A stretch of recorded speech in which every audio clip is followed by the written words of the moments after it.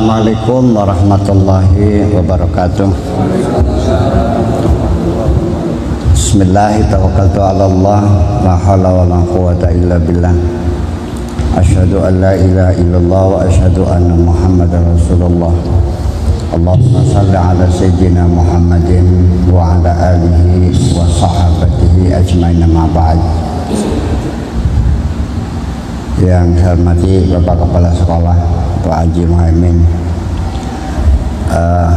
yang kebetulan tidak hadir, Bapak Guru, Ibu Guru semuanya. Ini Al-Hikam ini sebetulnya sudah banyak di antara teman-teman kita yang mencoba untuk menerjemahkan ke dalam bahasa Indonesia. Akan tetapi setelah saya lihat kira-kira 10 kitab terjemahan, termasuk ya Mustafa Bisri ya, itu banyak kali menerjemahkan, tetapi ternyata gagal dalam menerjemahkannya ini. Bukannya orangnya itu bodoh, tetapi memang kalimatnya sulit untuk ditransfer. Ini sulit untuk ditransfer. Yang kemarin saja, yaitu min alamatil i'timad 'alal amal nuqsan raja' inda wujudi zalal, itu terjemahannya muter-muter nggak jelas. Yang dulu itu kan maknanya kan begini: apabila kita terlalu percaya diri atau self confidence-nya terlalu kokoh, itu akan mengalami kekecewaan yang sangat mendalam ketika dia mengalami kegagalan. Itu maknanya kan begitu ya. Terjemahannya lucu-lucu kadang-kadang. Iya. Di antara tanda pengandalan terhadap amal. Apa maksudnya nih? Apa begitu? Nah, ini yang kedua ini lebih sulit lagi.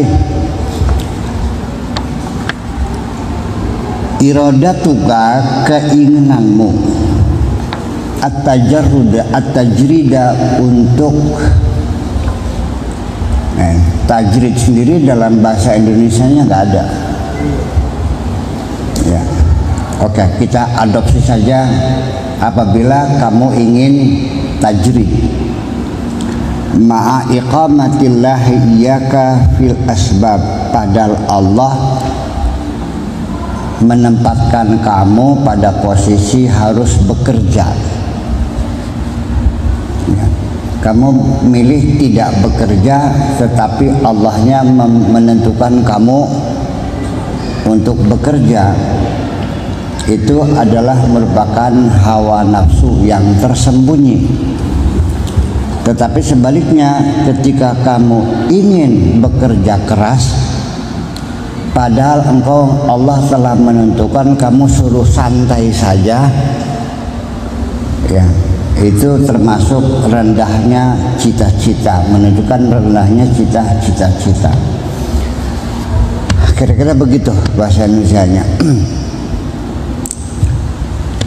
Tajrid itu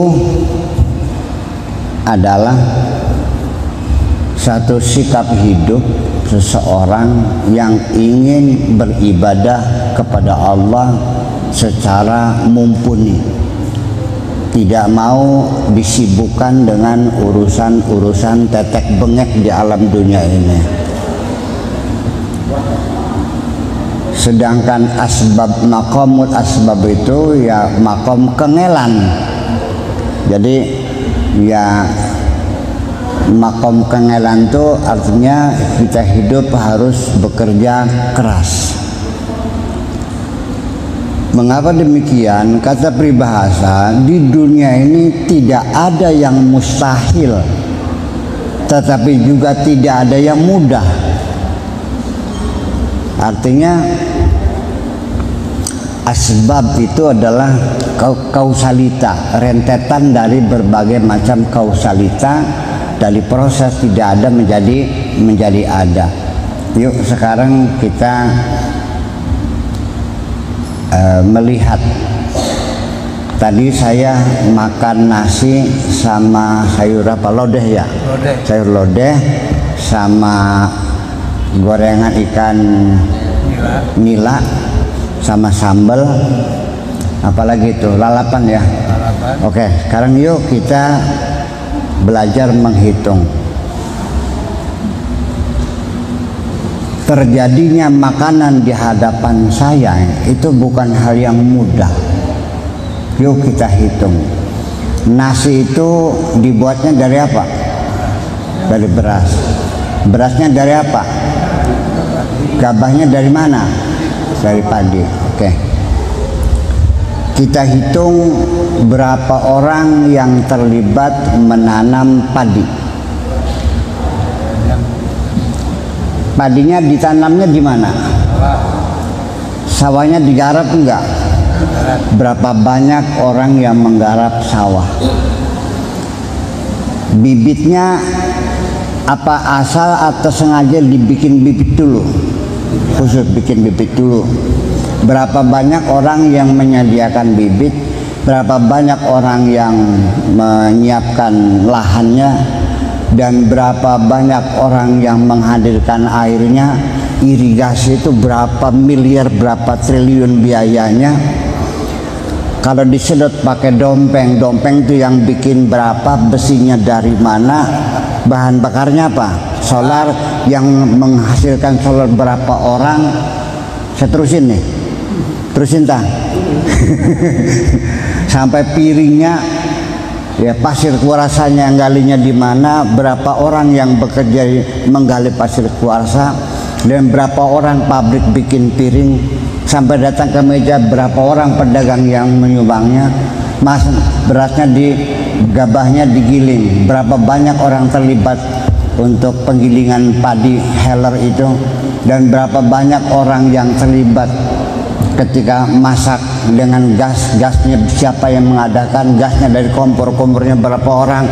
Saya kira berapa miliar orang yang terlibat menghadirkan nasi di depan saya ini. Itu semua adalah proses. Nah, itulah namanya maqamul asbab, itu artinya ya melalui proses. Kemudian lagi, rizki itu sebetulnya dari mana datangnya? Rizki itu dari dua. Satu dari otak kita, yang kedua dari kekayaan alam yang tersedia di sekitar kita ini. Itu saja. Sehingga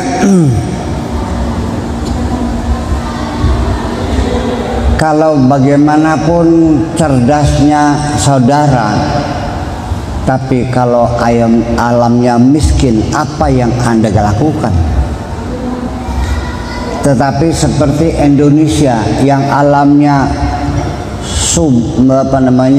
alamnya kaya raya, segala macam tambang ada, suburnya bukan main, kayu saja ditancap bisa tumbuh di sini. Tapi otaknya bodoh, jadi rezeki enggak. Ya, tetapi sebaliknya, ketika orang punya otak, sekalipun alamnya miskin, mereka bisa makan dan bisa unggul. Tetapi alamnya kaya raya, otaknya goblok, ia melarat. Yang lebih hebat yaitu alamnya kaya, otaknya encer. Seperti Uni Soviet, seperti Amerika, seperti Eropa. Jepang itu termasuk otaknya encer tapi alamnya miskin. Singapura itu otaknya cerdas, alamnya miskin. Ya, itu. Tetapi itu semuanya adalah diproses. Asbab itu adalah hukum kausalita. Hukum kausalita itu adalah sesuatu terjadi ya dikarenakan oleh yang lain. Yang terjadi namanya musabab, yang menjadi penyebabnya namanya musabbib. Hubungan keduanya adalah sabab. Ini kita bicara demikian, ini artinya bahwa dalam kehidupan sehari-hari Mari kita pertanyakan, apa betul peribahasa yang mengatakan kalau pengen kaya ya harus bekerja keras? Pernah dengar nggak? Kalau pengen pinter ya harus belajar, betul gitu? Kalau pengen sembuh ya harus berobat, betul? Sekarang apakah setelah orang itu bekerja keras lalu pasti kaya? Nah, lalu apakah orang yang hidupnya santai-santai saja itu miskin? Oke, kita balik sekarang. Ada enggak orang yang bekerja keras tetap miskin? Ada. Ada enggak orang yang santai-santai saja tapi kaya? Jadi ada hubungannya kekayaan dengan kerja keras? Ada hubungannya enggak? Ada hubungannya enggak? Kalau ya ada, akan saya tuntut nih. Kenapa tukang nyekop pasir di kertas maya yang berkeringat seharian, kenapa nggak ada yang kaya? Kenapa Tommy nggak kerja apa-apa dia kaya? Itulah makanya jadi kita lagi berbicara tentang bagaimana perputaran rizki ini sesungguhnya. Kalau kita kembali merujuk kepada teks-teks agama, maka bunyinya seperti ini: innallaha yabsutu rizqa li'ibadihi man yasha wa yaqdir. Bahwa Allah itu membagikan rizkinya kepada siapa saja yang dikehendakinya dan ditakar. Sehingga maknanya kalau rizki itu dibagikan oleh Allah, jadi apakah rezeki itu dicari atau datang sendiri?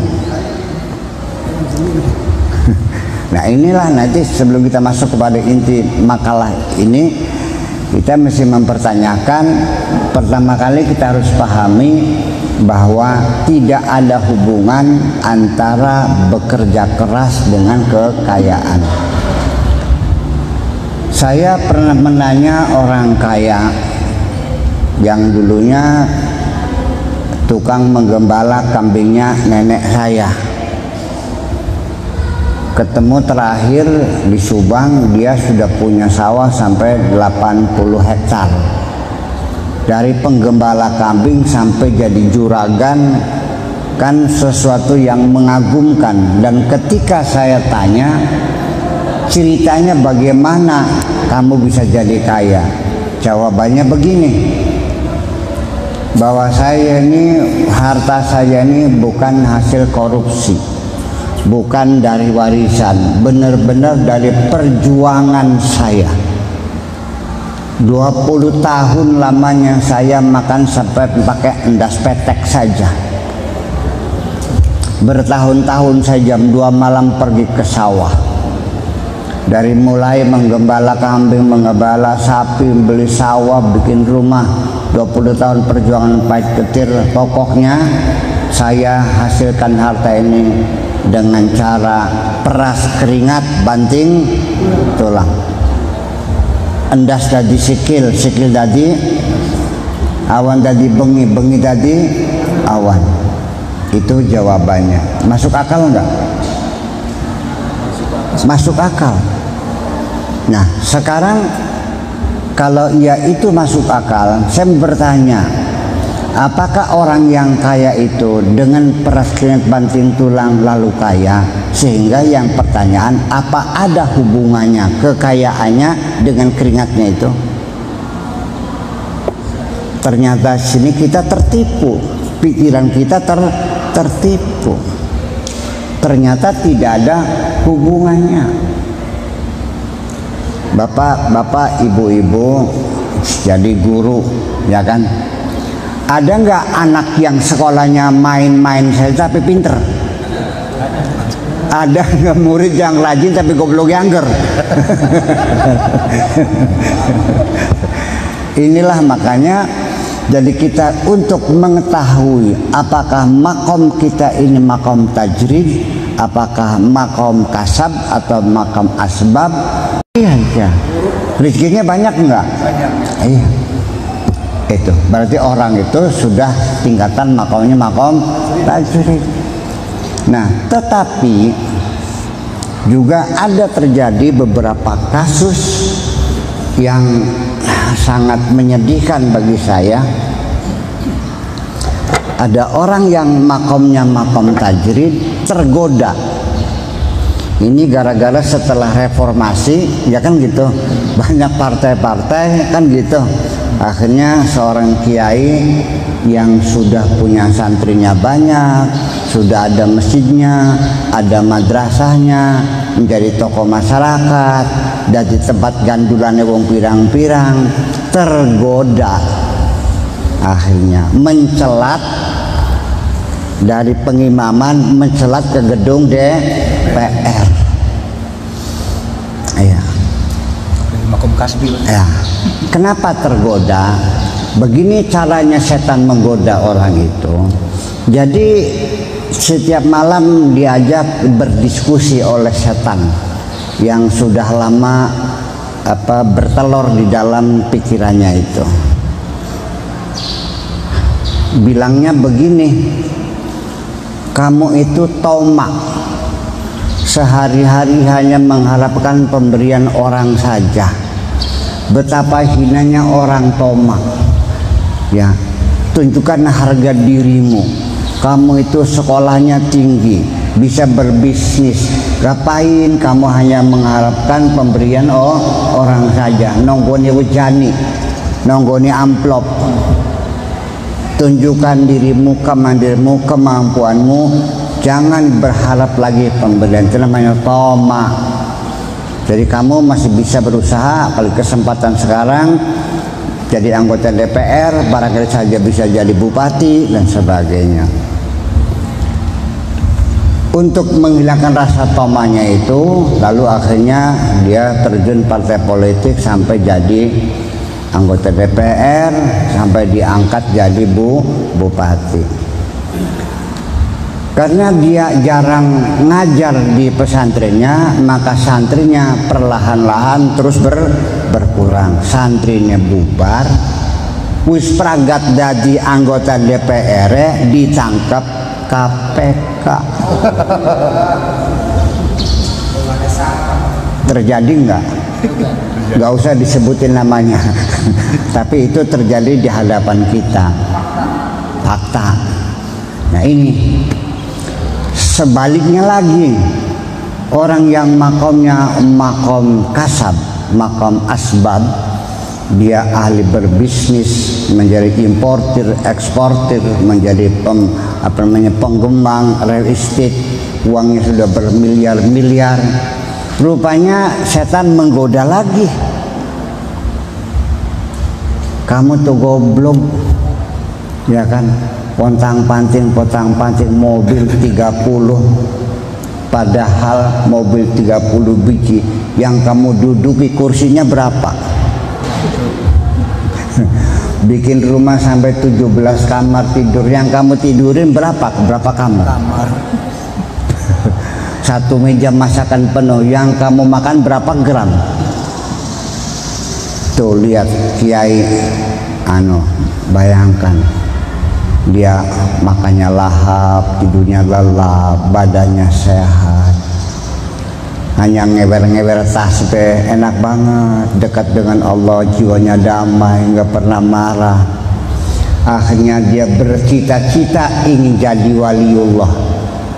Bisnisnya ditinggal, pergi ke hutan bersama Buya Sakur, tetap di hutan. Iya. Akhirnya dunianya hilang semuanya, perusahaannya bangkrut, jadi walinya gagal, jadi gak wali dalban, menggandakan uang akhirnya. Nah ini maksudnya, ini intinya seputar itu, kedua itu. Jadi artinya begini aja, jalani saja hidup ini seperti air mengalir, kemana yang nyaman Anda rasakan. Dan jangan sekali-kali Anda memutasikan dirimu sendiri. Ya, jangan dulu pindah ke bagian apapun, jangan pindah ke tempat kerja lain kecuali ada mutasi dari Allah Subhanahu wa ta'ala. Karena dalam proses sehari-hari Allah juga sering melakukan mutasi. Dari seorang pengusaha menjadi ulama besar, dari ulama besar menjadi pengusaha. Tetapi karena yang memutasikan Allah, ketika jadi pengusaha ya berkah, ketika jadi ulama ya berkah.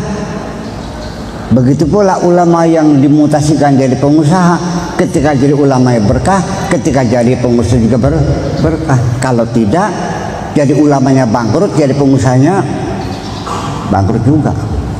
Nah, ini sehari-hari yang kita jalani. Oke. Lalu kita ingin mencoba menjelaskan makna tajrid yang lebih mendetail lagi, bahwa tajrid itu artinya independensi. Kalau jaroda itu kata-kata jim ro dal, tajrid itu karena diikutkan wazan fa'ala. Jarroda yujarridu tajridan, nassara yunassiru tansiran.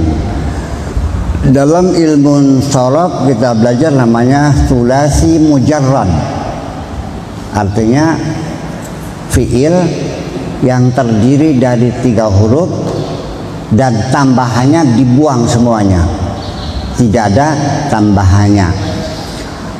Ghafara itu sulasi mujarrad, istaghfara itu sulasi mazid, tambahannya alif, sin, dan ta.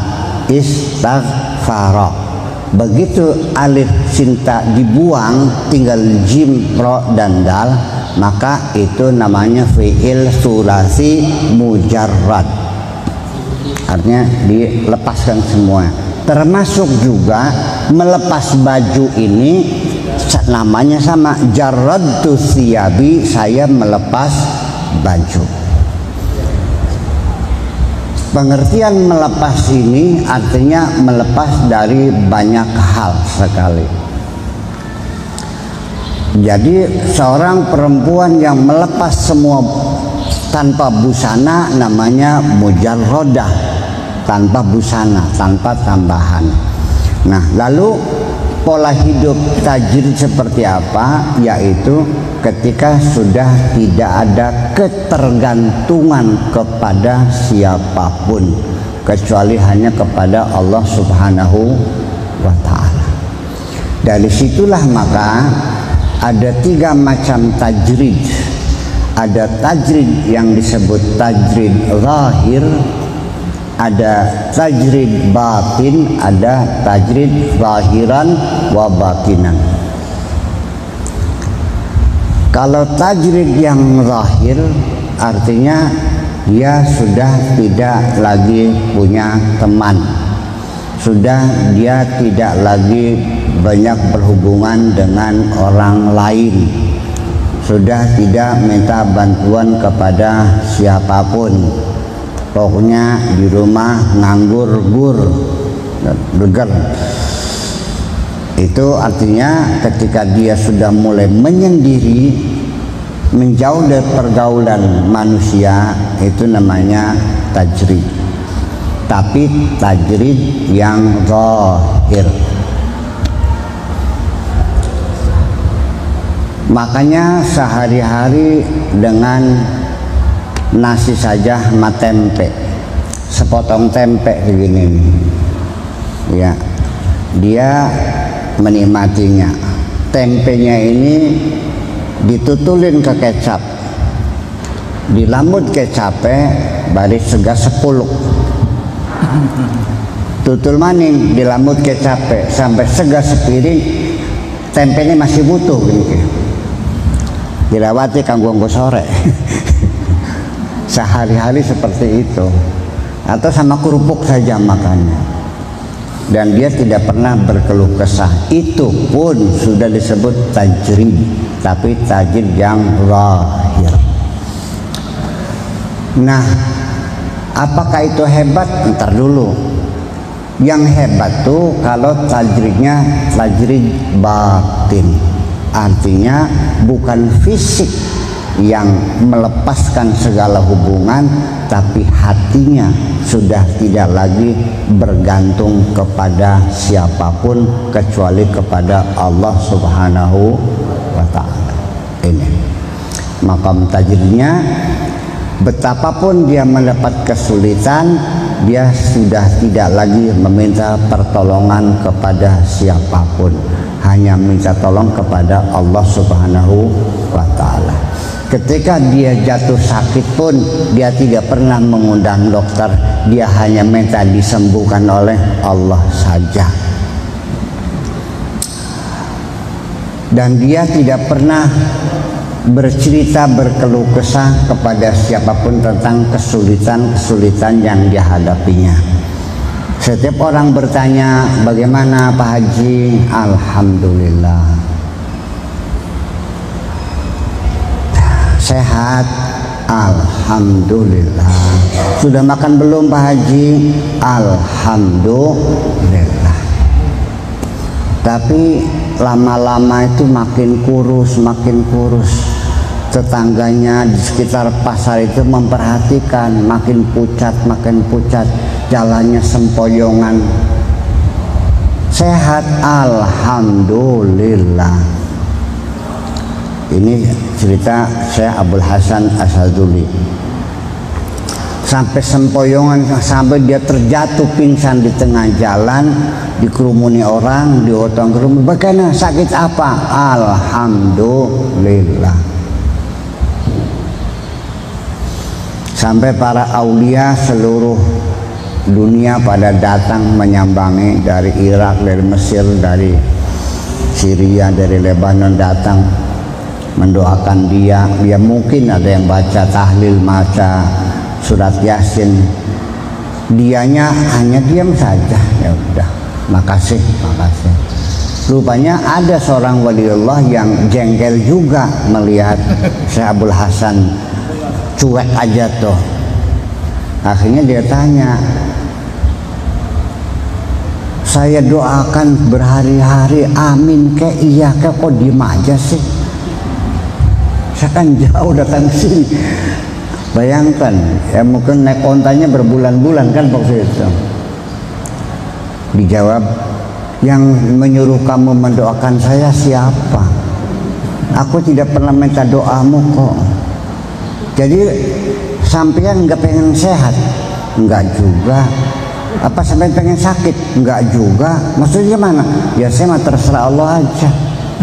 Dikasih sakit saya terima, saya tidak minta sembuh. Ketika sembuh saya nggak minta sakit, terserah Allah saja. Itu. Jadi maksudnya gimana? Enak sakit? Ya enggak juga. Saya sakit, yang penting kalau memang Allah senang melihat saya sakit, sakit adalah pilihanku. Kalau Allah senang melihat aku sehat, maka sehat adalah pilihanku.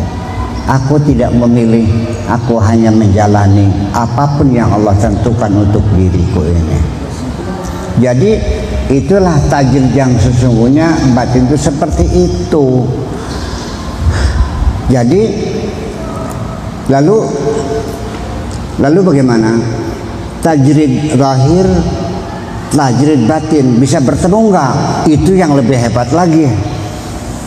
Sebab belum tentu orang yang tajrid zahir itu batinnya sudah tajrid.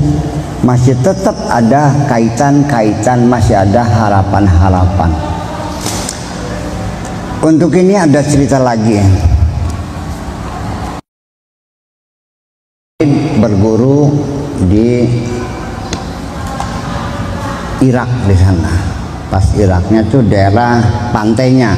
Irak itu tidak punya pantai ya, hanya sedikit sekali menjorok ke Kuwait gitu. hanya berapa kilometer lah pantainya, semuanya masuk ke dalam. Jadi kayak tutup kendi lah, kayak kendi gitu kira-kira. Nah di situ dia berguru pada seorang guru. Gurunya itu cukupnya saja dapat ikan 4 yang diambil 1, yang 4 bagi-bagi buat orang di desa. Besoknya lagi dapat 20 yang diambil cuma 1, cukup sehari 1 juga, yang lain bagi-bagi. Nah salah seorang muridnya itu lama berguru dengan dia bertahun-tahun.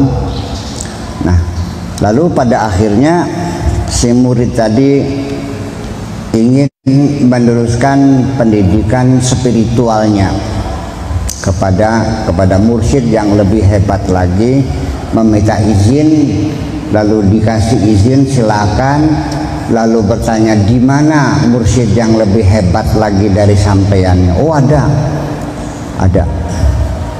di mana? Di sana, di Sam dulu itu Syria, Lebanon, Palestina dan Yordan, itu adalah wilayah Syam namanya, di Lebanon. Di situ berangkatlah dia itu.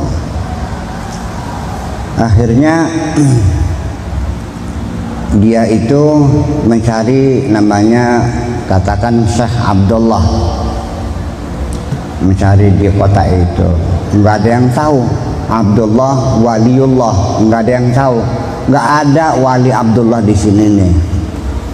Cuman ada satu-satunya nama Abdullah tuh di atas gunung tuh. Itu dia orang kaya raya. Akhirnya penasaran dah. Dalam pikirannya dia mencari guru yang lebih miskin lagi kan gitu. Ternyata sampai ke tempat rumahnya, ternyata rumahnya seperti istana yang luar biasa. Nambah sukar, apa iya ini masa wali rumahnya kayak istana begini. Tapi dia penasaran juga, ya ditungguin lah sampai dia datang. Begitu datang ternyata naik kuda kencana yang rodanya dilapis emas itu. Semakin gak percaya juga, masa wali penampilnya begitu. Tapi penasaran ya, disapa juga, sampean Abdullah? Iya, saya dari Irak, diutus oleh mursyid saya. Oh si Ano, iya silakan masuk. Begitu masuk ke dalam, rumahnya semuanya serba wah ya, lebih mewah dari istananya Ratu Elizabeth yang di Buckingham di situ ya, yang harganya sampai 4 miliar dolar harganya, serba wah semuanya. Semakin mengejutkan lagi, pembantu-pembantunya perempuan-perempuan cantik cerita semua, pokoknya sekakangnya Syahrini lah. Sekakangnya Syahrini mah bujang nih kan, sekakangnya apa iya ini. Lalu akhirnya oleh sang guru ditanya, maksud kamu apa? Begini, saya ini mau pengen teruskan belajar dari kiai saya di Irak. Kalau Bapak menerima, saya ingin belajar. Oh maaf, saya sudah, nah itu sudah dimutasi, sudah harus cari harta yang banyak. Jadi saya tidak sempat lagi mendidik orang. Jadi ya sebaiknya kamu pulang aja, digali saja, ilmu dia masih banyak yang belum kamu gali. Saya nggak sempat membimbing kamu. Paling-paling saya titip pesan saja kepada guru kamu yang di Irak. Tolong sampaikan kepada beliau, katakan bahwa otak nih jangan mikiri dunia saja. Kata wali yang rumahnya Kaisan itu mengirimkan pesan kepada seorang murid tadi untuk menyampaikan kepada gurunya yang di Irak, yang sehari kerjanya hanya jalaikan. Isi pesannya, otakmu jangan mikiri dunia saja. Inilah akhirnya sang bertungga, ya sudah minta doanya saja, saya pulang ke Irak lagi. Begitu pulang ketemu dengan guru di Irak, katanya ada pesan apa dari guru kamu? ya dia nggak bisa membimbing lagi kan dia sibuk sudah berbisnis, setiap hari rapat melulu dengan raja-raja. Jadi saya suruh kembali lagi. Terus ada pesan apa lagi? Udah ngadalah itu aja, bohong. Sok bilang ada pesan apa lagi? Nggak ada lagi, jangan bohong. Ada pesan lainnya enggak? Akhirnya dengan keberatan dia ceritakan bahwa Syekh Abdullah berpesan ke sampean, otak sampeannya jangan mikirin dunia saja. Begitu mendengar demikian, sang wali itu lalu menangis bercucuran air mata, beristighfar sebanyak-banyaknya, dan dia mengaku bahwa setiap dia melempar jala dalam pikirannya bokat be nyangkut ning emas. Bokat oleh keong emas. Jadi hidupnya memang sederhana ya, tetapi hatinya masih berharap juga kepada dunia. Ini sangat halus dan lembut sekali. Mungkin kita juga tidak sadar hal semacam itu. Makanya ke depan kita nggak usah suudzon dah, ya kan, yang hidupnya miskin jangan terburu kita duga wali. Barangkali yang jadi wali itu yang kaya. Demikian juga orang yang kaya raya jangan kita suudzon hubbud dunya. Belum tentu, ya kan begitu, dia orang yang dekat dengan Allah. Makanya kedua-duanya tajrid lahir dan tajrid batin itulah yang paling hebat. Tetapi kalau kita sudah bisa mencapai tajrid hati saja, itu sudah cukup bagus dan luar biasa. Kira-kira itu saja tentang tajrid.